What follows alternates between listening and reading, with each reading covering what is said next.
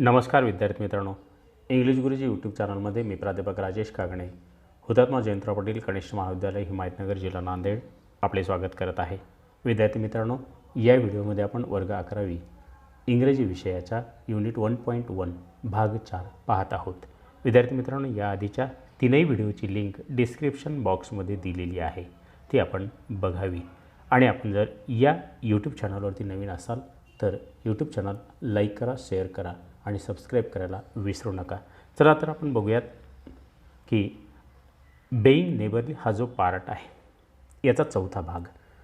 याआधी आपण बघितलेला विद्यार्थी मित्रांनो की जो नावाची मुलगी लॉरी नावाच्या मुलाच्या घरी येत असते, शेजाऱ्याच्या घरी येत असते आणि निश्चित रीतीने ती म्हणत असते, तू आमच्या घरी ये, जेणेकरून तुझ्या चेहऱ्यावरचा आनंद जो काही आहे तो द्विगुणित होईल. तू एकटा घरामध्ये राहिला तर आजारी पडशील, तुझे आजोबा निश्चित रीतीने तुला परमिशन देतीलच.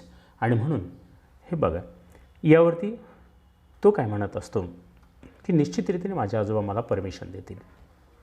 यावरती जो म्हणते, that's bad, you ought to make an effort and go visiting everywhere you are asked, then you will have plenty of friends and pleasant place to go to. Never mind being bashful. It won't last long if you keep going. जो म्हणत असते असंही घरामध्ये राहणं बरोबर नाही. बघ, एकटं राहू नये माणसाने. तू प्रयत्न कर. प्रयत्न केले तर मित्र होतील. बघा विद्यार्थी मित्रांनो, आपण आईस ब्रेकरमध्ये हे प्रश्न पाहिले होते. काही लोक मी दुसऱ्यांसोबत मैत्री करतो, कोणी माझी मैत्री स्वीकारत नाही वगैरे वगैरे. मग यासाठी आपल्याला प्रयत्न करावे लागतील. गो व्हिजिटिंग एव्हरीवेअर, एफर्ट्स करावे लागतील. इथं तिथं जाऊन भेट द्यावी लागेल आणि त्यांना विचारावं लागेल. भरपूर मित्र बनवावे लागतील. प्रेझेंट प्लेसेस, काही चांगल्या ठिकाणी आपल्याला भेटी द्याव्या लागतील. घरात राहिला तर बॅशफुल होशील, लाजराबुजरा होशील आणि एकलकोंडा होत असतो माणूस. So it won't last long if you keep going. आणि हे लाजळूपण किती दिवस तू टिकून ठेवणार आहेस. Laurie turned red again, but wasn't offered at being accused of bashfulness, for there was so much goodwill in Joe it was impossible not to take her blunt speeches as kindly as they were meant. Laurie पुन्हा थोडासा लाजरा होता, गोरामोरा झाला, लाल झाला त्याचा चेहरा. But wasn't offended, परंतु त्याला लाजरा बुजरा बॅशफुलनेस म्हणला त्याचं काही वाटलं नाही. थोडंसं मनाला लागून गेलं, परंतु आपल्या फायद्यासाठी म्हटलेलं आहे. For there was so much good, आणि चांगुलपणाही आपल्यामध्ये असं तिनं स्पष्टपणे सांगितलेलं आहे. आणि तिनं जी बोलत होती ते स्पष्टपणे बोलत होती, त्याच्यामुळे वाईट वाटण्याचं काही कारण नव्हतं. So do you like your school, asked the boy. आणि थोड्या वेळाच्या नंतर की तू शाळेमध्ये जातोस का, आणि असं विचारल्याच्यानंतर just changing the subject after a little pause during with he started at fire and Jo look about her well pleased. बघा या ठिकाणी, do you like your school, तुला शाळा आवडते, द बॉय आस्क्ड. त्या मुलाने थोडंसं एक उत्तर देण्याचा प्रयत्न केला आणि विषय बदलला होता. महत्त्वाची गोष्ट म्हणजे विषय बदलून टाकला. थोडा वेळ थांबले होते दोघेजणं, विषय बदलला. ही स्टार्टेड द फायर, थोडीशी त्या ठिकाणी शेकोटी पेटवली त्याने. आणि जो मात्र आपल्याच आनंदात होती, जो त्याच्याकडे बघत होती. आणि तुला शाळा आवडते का, या प्रश्नाचं उत्तर काय आलेलं होतं. Don't go to school, I am businessman. Girl, I mean, I go to wait on my great aunt and a dear cross old soul she is too, answered Joe. जोने काय उत्तर दिलं होतं. जोला लक्षात आलं होतं त्यावेळी तो विषय बदललेला होता म्हणून. मी शाळेत जात नाही, मी एक व्यावसायिक आहे, मी बिझनेसमॅन आहे, मुलगी असली तरी काय झालं. आणि अशा पद्धतीने तिनं स्पष्टपणे सांगत गेलेली ते, I go to wait on and my great aunt. आणि या ठिकाणी माझी जी काही एक अंट आहे, आजी आहे. महत्त्वाची गोष्ट म्हणजे ती थोडीशी क्रॉस आहे. म्हणजे थोडीशी जुन्या विचारांची आहे, रागीट आहे. आणि अशा वेळेला तिच्या बाबतीमध्ये मी काय सांगू, इथं लक्षात आलं जोनही सुद्धा शाळेचा विषय बदलला आणि आपल्या आजीविषयीचा विषय काढलेला होता. कारण शाळेचा विषय निघाला तर पुन्हा आणखी धीरगंभीरपणा चेहऱ्यावरती येईल असं तिला वाटलेलं होतं. So she changed the subject. Laurie open his mouth to ask another question, but remembering just in time that it wasn't manners to make many inquiries to make people's affair, he shut up it again and look uncomfortable. लॉरीनं दुसरा काहीतरी विषय काढण्याचा प्रयत्न केला होता, पण तेवढ्यात लक्षात आलं त्याला, कारण लॉरी बोलणार होता तो फक्त तिच्या आजीविषयी. कारण जो खास्ट स्वभाव असं म्हटल्याच्यानंतर त्यालाही असं बोलावंसं वाटलं त्या स्वभावाविषयी, वाईट स्वभावाविषयी. परंतु पुन्हा लक्षात आलं की हे बोलणं योग्य ठरणार नाही, अनकम्फर्टेबल ठरेल, वेगळं वाटेल आणि म्हणून एका सभ्य माणसाला असं बोलू नये म्हणून लॉरीने त्याच्याविषयी बोलणं नाकारलं होतं, त्या खास्टपणाविषयी, वाईट स्वभावाविषयी. जो look his good breeding and didn't mind having a laugh at Aunt March. So she gave him a lively description of the fidgety old lady, her fat poodle, the parrot that talks Spanish, and the library where she revealed. आणि तसं पाहिलं तर तिची जी काही aunty होती, March aunty, हिच्याविषयीच्या काही गमती वर आपण हसायला काही हरकत नाही असं तिनं म्हटले.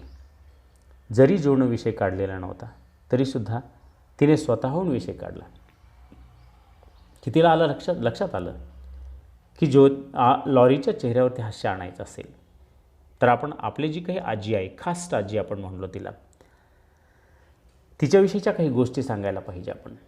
तिच्या जवळ असलेला जो केसाळ कुत्रा आहे, तिचं बोलणं आहे, त्याच्यानंतर तिच्याकडे असलेला जो पोपट आहे जो स्पॅनिश बोलतो आहे, तिच्याकडे असलेलं जे वाचनालय आहे, पुस्तकं आहेत, त्याचबरोबर तिच्यामध्ये असलेलं जो फॅटनेस आहे आणि म्हातारपण तिचं जे काही आहे, या सगळ्याविषयी आपण काही गोष्टी ओपन करायला पाहिजे आणि त्यावरती एन्जॉय, रिव्हील मीन्स ओपन करणे, एन्जॉय करणे, गप्पा गोष्टी मारून.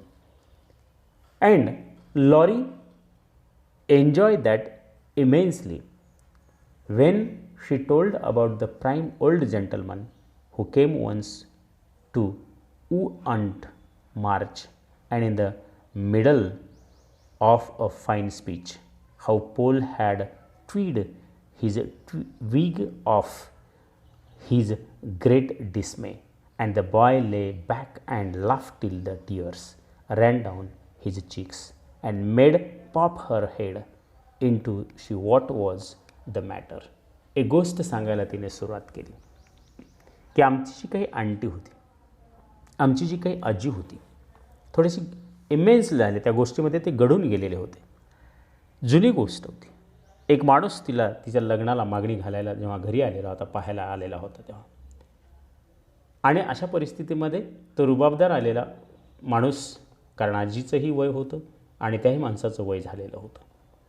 परंतु तो बोलत असताना बोलता बोलता झालं नेमकं काय की त्याचा हात त्याच्या केसाचं जे विग होता, विग म्हणजे केसाचा टोप, त्याला लागला आणि हात सहज लागल्याच्या नंतर तो हात काढता काढता काय झालं होतं की त्याचा केसाचा टोप जो काही तो खाली पडला आणि पडल्याच्या नंतर त्याची एवढी त्रिधा तिरपट उडालेली होती, तो माणूस जाम परेशान झालेला होता. आणि अशा वेळेला सगळेजण पाहून त्याच्याकडे हसत होते. आणि हे सांगत असताना लॉरी मात्र पोट धरू धरू हसत होता. लाफ टिल द टीयर्स, त्याच्या डोळ्यातून अश्रू आले होते, आनंद अश्रू आलेले होते. आणि तो का हसतो हे पाहण्यासाठी त्याची जी काही मेड होती, नोकरीण होती, ती डोकावून पाहिली की हे काय, का हसतोय म्हणून, एवढं मोठं काय मॅटर चालू आहे म्हणून. म्हणजे एवढं हास्य जोने आपल्या खास आजीविषयी सांगून त्याच्या चेहऱ्यावरती आणलेलं होतं. बघा विद्यार्थी मित्रांनो, कुणाच्या चेहऱ्यावरती आनंद निर्माण करणं हे अतिशय महत्त्वाची गोष्ट आहे, साधी गोष्ट नाही. कारण दुसऱ्याचा आनंदी चेहरा पाहणं, त्यात आपला आनंद मांडणं, हे फार मोठं मन लागतं या गोष्टीसाठी. ओ that does me know end of good. आणि एवढं समाधान झालेलं होतं त्या लॉरीला. तो म्हणतो हे संपूच नाही, तुझं बोलणं हे संपूच नाही, टेल मी ऑन प्लीज, पुन्हा सांग पुन्हा सांग. He said, taking his face out of the sofa cushion, red and shining with merriment. आणि तो एवढा म्हटलेला होता की हसून हसून मी आनंदी झालो आहे, माझा चेहरा लालबुंद झाला आहे. आणि तो चेहरा अधूनमधून त्याचा जो सोफा होता त्या सोफ्याच्या उशीमध्ये टाकत होता, पुन्हा बाहेर काढत होता. Merriment means very very very happy, खूप आनंदी झाल्यासारखं त्याला वाटत होतं. आणि अशा परिस्थितीमध्ये much elated with her success. आणि तो आनंदी झाला हे पाहून निश्चित रीतीने जोच्या मनामध्ये आपण यशस्वी झालो असं वाटत होतं. जो डीड टेल ऑन. पुन्हा तो म्हणत होता, जो तू सांगत राहा. All about their plays and plans, their hopes and fears for fathers and the most interesting event of the little world in which the sister live. Then they got to talking about books and Joe's delight. She found that Laurie loved them as well as she did and had read even more than herself. आणि विशेष म्हणजे याविषयी वेगवेगळ्या प्रकारच्या गप्पा मारत बसले होते ते. कधी वडिलाविषयी गप्पा झाल्या, कधी आईविषयी गप्पा झाल्या, कधी इतर गोष्टीविषयी झाल्या. जोने आपल्या बहिणीविषयी काही गोष्टी सांगितल्या, काही गोष्टी चित्तवेधक आकर्षक पुस्तकाबद्दलच्या काही गोष्टी झालेल्या होत्या. आणि अशा पद्धतीने एवढा आनंद त्याच्या मनामध्ये निर्माण झालेला होता की आणि जोलासुद्धा डिलाईटनेस आनंदी वाटत होतं की आपण लॉरीच्या चेहऱ्यावरती आनंद मिळालेला होता आणि तिच्यापेक्षाही जास्त पुस्तकं लॉरीने वाचलेली होती. हे ऐकल्याच्या नंतर आणखी पुन्हा आनंद जोला झालेला होता की एका पुस्तक वाचणाऱ्या एका अतिशय चांगल्या व्यक्ती आहे तो, परंतु कोणीही नव्हतं त्याच्याजवळ म्हणून तो एकलगा पडलेला होता. If you like them so much, come down and see ours. Grandfather is out, so you needn't to be afraid, said Laurie getting up. आणि तू बघ, माझे आजोबा घरी नाहीत, त्यानं स्पष्टपणे सांगितलं, घाबरू नकोस. तुला त्यांची जर एवढी आवड असेल तर खाली चल आणि बघ आमची लायब्ररी किती मोठी आहे. तर मी तुला सांगत होतो पुस्तकांविषयी, किती मोठी लायब्ररी आहे. तर बघ ये आजोबा बाहेर गेलेले आहेत. बघ तुला कुठल्याही पद्धतीने तू घाबरू नकोस, वेगळं वाटून घेऊ नकोस, वाईट वाटून घेऊ नकोस. I am not afraid of anything, return Jo with a toss of the head. मी घाबरत नाही, मला कुठल्याही प्रकारचे मला भीती वाटत नाही. तिनं बोलता बोलता आपलं मान जी काही ताठ केली आणि ती अजिबात म्हणाली, मी घाबरत नाही म्हणून. I don't believe you are, exclaim the boy. आणि तो लॉरी म्हणतो, मलाही असंच वाटलं, तू न घाबरणारी मुलगी आहेस म्हणून.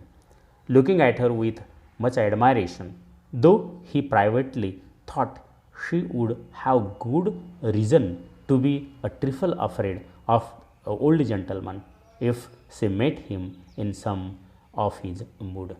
आणि निश्चितरीतीने बघ, माझे आजोबा जरी आले ना, घाबरू नकोस. ते व्यक्तीसुद्धा अतिशय चांगल्या प्रकारचे आहेत. आणि फक्त एवढंच असतं, एवढंच गोष्ट आहे की जो लॉरी आहे तो कुतूहलाने तिच्याकडे पाहत होता आणि तिला सांगत होता की ही लायब्ररी ही आमची जरी खाजगी असली तरीसुद्धा कुठल्याही पद्धतीने घाबरण्याची भीती नाही, ती पुस्तकं तू वाचू शकतेस निश्चितरीतीने. आणि अशा पद्धतीने आपल्या आजोबाविषयीसुद्धा तो सांगत होता की आजोबा हे एक सभ्य गृहस्थ आहेत. फक्त कधीमधी त्यांची मनस्थिती ठीक नसते, परंतु त्यांच्याविषयी भिण्याची गरज नाही. शी मेट हिम, तू जर त्यांना भेटलीस तर निश्चितरीतीने त्यांचा स्वभाव बदलून जाईल आणि मला तुमच्या घरी येण्याची ते परवानगी देतील. The atmosphere of the whole house being summer like, Laurie led the way from room to room, letting Jo stop to examine whatever struck her fancy. आणि तिथलं जे घरातलं वातावरण जे काय होतं अतिशय उबदार झालेलं होतं, उन्हाळ्यासारखं वाटत होतं. लॉरीने एक एक एक एक करत सगळ्या खोल्या तिला दाखवल्या आणि सगळ्या खोल्या तिने पाहत होती. लक्ष तिचं वेधल्या जात होतं सगळीकडे. फॅन्सी सगळं वाटत होतं, कारण श्रीमंत घर होतं ते. And so that at last they came to library where she clapped her hands and pranced as she always did when especially delighted. आणि बघा, जेव्हा ते शेवटी येत लायब्ररीमध्ये ज्यावेळेस आले, त्यावेळेस आल्याच्या नंतर अगदी आनंद झाला आणि टनकन तिने टाळ्या वाजवत उडी मारली. किती मोठी पुस्तकं आहेत. खूप आनंद झाला तिला. फ्रँच्ड, एवढा आनंद तिला तिच्या मनामध्ये झालेला होता की कधीही एवढी पुस्तकं तिने पाहिलेली नव्हती. It was line with book, रांगेत ठेवलेली होती असंख्य पुस्तकं. And there were pictures, statues and distracting little cabinets full of coins and curiosities and sleepy hollow chairs and queer tables and bronze and best of all a great open fireplace with quaint tiles all around it. बघा काय काय ती पाहत होती. किती श्रीमंत घर होतं ते, किती श्रीमंत. कुठल्याही गोष्टीची कमी नव्हती. चित्र दिसत होती, पुस्तकं होती, पुतळे होते, मोठ्या मोठ्या छोट्या लहान अशा प्रकारच्या पेट्या भरलेल्या होत्या छोट्या त्या नाण्यांनी. वेगवेगळ्या प्रकारच्या दुर्मिळ वस्तू होती त्या घरामध्ये. वेगवेगळी टेबल होती, तांब्याचे, पितळेचे, काही ब्रॉन्झचे, काही स्टॅच्यू होते त्या ठिकाणी उभ्या केलेल्या, मूर्त्या होत्या त्या ठिकाणी उभ्या केलेल्या. किती आकर्षक अशा प्रकारची शेकोटी होती त्या ठिकाणी बसून पुस्तक वाचण्यासाठी. फायरप्लेस मीन्स शेकोटी. आर्मचेअर होती, आराम करण्यासाठी खुर्ची होती. किती किती वैभव होते. बघा विद्यार्थी मित्रांनो, या ठिकाणी एवढं मोठं वैभव असतानासुद्धा लॉरी नावाचा मुलगा दुःखी होता. म्हणजे कोणी जर मित्र असतील आणि आपण जर बाहेर पडलो मित्रांच्या सोबत, तरच आपल्या चेहऱ्यावरती आनंद ओसंडून वाहतो. नसता एकांतवास जो असतो तो घरातला खायला मिळतो. कितीही घरामध्ये श्रीमंती असली तरीसुद्धा. हे उदाहरण या ठिकाणी आपण बघत आहोत. What richness, sighed Joe, sinking into the deep depth of the velour chair and gazing about her with air in the intense satisfaction. किती मोठं वैभव आहे रे तुझं, किती श्रीमंती आहे तुमची. जोने थोडासा उसासा टाकला. बाजूला असलेल्या खोलीमध्ये, त्या खुर्चीमध्ये, आराम खुर्चीमध्ये ती बसली. वर इकडून तिकडे बघत होती. किती मोठं घर आहे तुमचं. आत्मीय समाधान, इंटेन्स सॅटिस्फॅक्शन झालं होतं तिला. मनातून समाधान झालेलं होतं. And Theodore Laurence, you are to be the happiest boy in the world, she added impressively. बघा विद्यार्थी मित्रांनो, तिनं स्पष्टपणे या ठिकाणी सांगितले की अरे, तू जगातला सर्वात श्रीमंत मुलगा आहेस. आणि हे बघ, मी तुझं या ठिकाणी तोंड भरून कौतुक करते. जगातला सर्वात श्रीमंत मुलगा असायला पाहिजेस तू काय नर्वस बसतोस. कारण एवढी श्रीमंती, एवढं वैभव, एवढं तुमच्याकडे असतानासुद्धा तू नाराज असतोस. आणि हे कशामुळे नाराज राहू शकतं माणूस. विद्यार्थी मित्रांनो, कुठल्याही प्रकारे बाहेरच्या जगाशी संबंध नाही, कुठलाही कोणीही मित्र नाही. हेच एकमेव कारण त्याच्या नाराजीचं होतं. A fellow can't live on books, said Laurie, shaking his head eyes he perched on the table opposite. आता मात्र लॉरीचा राग थोडासा अनावर झाला. माणूस पुस्तकावरही जगू शकतं, माणूस पुस्तकावर खुश राहू शकतं. केवळ आणि केवळ पुस्तकं. लॉरीनं नकारात्मक मान हलवली. बिफोर ही कुड शे मोर, अ बेल रंग अँड जो flow up, explaining with alarm, mercy me, it's your grandpa. एवढं त्यांचं संभाषण चाललेलं असताना, दोघं एकमेकाच्या संभाषणामध्ये गळून गेलेले असताना दारावरची बेल वाजते. आणि या ठिकाणी मात्र जो म्हणत असते, अरे बापरे, निश्चितपणे तुझे आजोबा आले असतील. आता मी काय करू. Well, what if it is, you are not afraid of anything you know, return the boy looking weak. मुलगा थोडासा तो नर्वस होत असतो. आणि इकडे जोकडे पाहून तो म्हणत होतो, तू मगाशी तर म्हणालीस मी काही भीत वगैरे नाही म्हणून. कशाची भीती वाटते तुला. I think I am a little bit afraid of him, but I don't know why I should be, Marmee said I might come and don't think you are any worse for it, said Jo, composing herself though she kept her eyes on the doors. तसं नाही रे, मला भीती वगैरे वाटत नाही, परंतु भिण्याचं मला कारण नाही आहे, बरोबर आहे. पण मार्मी म्हणाली होती की एखाद्या वेळेस या ठिकाणी मला असं वाटतं की तुझा कुठल्या प्रकारचा जर आजोबा इथं जर आले तर मात्र काय होईल की ते तुला रागवतील. आणि म्हणून तिनं सारवासारव या ठिकाणी अशा प्रकारची केली. आणि एक डोळा मात्र तिचा दरवाजाकडे होता आणि असं बोलत बोलत दरवाजाकडे तिनं पाहिलेलं होतं. आणि खरोखरच आजोबा आले होते का, दुसरं कोणी होतं? विद्यार्थी मित्रांनो, पुढची जी काही स्टोरी आहे ती आपण पुढच्या व्हिडिओमध्ये निश्चितरीतीने बघूया.